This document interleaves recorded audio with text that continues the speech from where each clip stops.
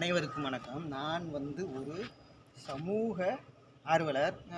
நண்பன் கேட்டேன், அண்ணே தேர்தல் காலத்தை பற்றி பேசி நீங்கள் ரொம்ப நாள் கிடையாது, அப்பப்போ நம்ம டச் பண்ணிக்கிட்டேன் அண்ணே சொல்லிக்கிட்டே இருக்கேன்னே. இப்போ ஃப்ரான்ஸில் பாருங்கள், பங்களாதேஷில் பாருங்கள், ஏதோ ஒரு எழுச்சியெல்லாம் வருதுன்னு சொன்னாட்டி அதெல்லாம் இன்டர்நேஷ்னல் பாலிட்டிக்ஸ்டா. அதெல்லாம் நம்ம ஏன்டா நம்ம டச் பண்ணணும்? அண்ணே டச் பண்ணத்தானே வேணும்.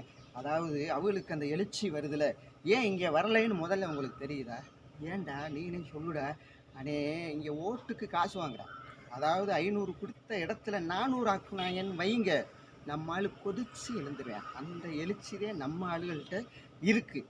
அதாவது திருடனா பார்த்து திருந்தாவிட்டா திருட்டை ஒழிக்க முடியாது மாதிரி, வாக்காளனா பார்த்து திருந்தாவிட்டா நாட்டை காப்பாற்ற முடியாது. அந்த நிலையிலே நம்ம வாக்காளர்கள் இருக்காங்க. சரி, அதை விடு. இப்போ என்ன, தமிழக தேர்தல் கணத்தை பற்றி கேட்குறாங்க, நம்ம சொல்லணுங்கிற. ஆமாண்ணே சொல்லி விடுங்கண்ணே, எதையாவது சொல்லி விடுங்கண்ணே.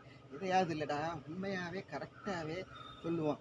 அதாவது இப்போ திருமாவளவன், விடுதலை சிறுத்தைகள் கட்சி தலைவர் திருமாவளவன் நேற்று சொல்லியிருக்கிறாரு, அதிமுகவை இயக்குறது பாரதிய ஜனதாவா அப்படிங்கிற ஒரு கேள்வியை கேட்குறாரு. ஏன்னு கேட்டீங்கன்னா, ஓபிஎஸ் நிர்மலா சீதாராமன் சந்திக்கிறாங்க, தினகரனை சந்திக்கிறாங்க, அப்புறம் மிச்ச தலைவர்கள் செங்கோட்டையன் அவங்கள சந்திக்கிறாங்க, அமித்ஷா சந்திக்கிறாங்க. இப்போ இந்த மாதிரி ஆளுகளையெல்லாம் எதுக்கு அவங்க இன்ட்ரெஸ்ட் எடுத்து சந்திக்கணும்?